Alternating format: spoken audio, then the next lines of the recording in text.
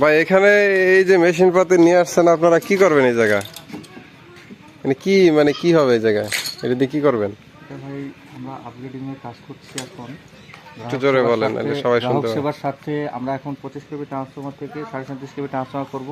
হ্যাঁ, গ্রাহকের লোড বৃদ্ধি করে দিচ্ছি। এখন মানুষের বাসায় নতুন নতুন টিভি, ফ্রিজ, এসি লাগানো হয়েছে, লোড বাড়ে গেছে।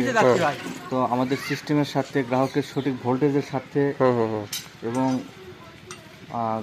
গ্রাহক সেবার মান উন্নয়নের সাথে আমরা ট্রান্সফরমার আপডেটের কাজ করতেছি। আচ্ছা, এর জন্য কি গ্রাহককে কোনো টাকা পয়সা দিতে হবে? কোনো টাকা পয়সার প্রয়োজন নাই, এটা কি ফ্রি? সম্পূর্ণ ফ্রি।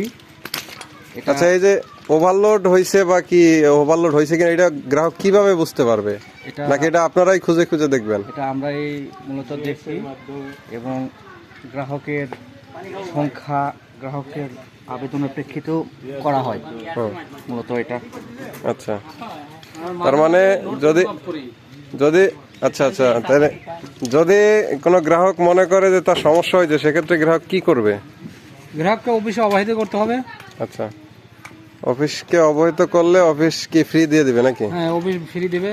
পল্লী বিদ্যুতের কোনো মালামাল আর ক্রয় করার ব্যবস্থা নাই, সব আচ্ছা। ফ্রি দেয় অফিস।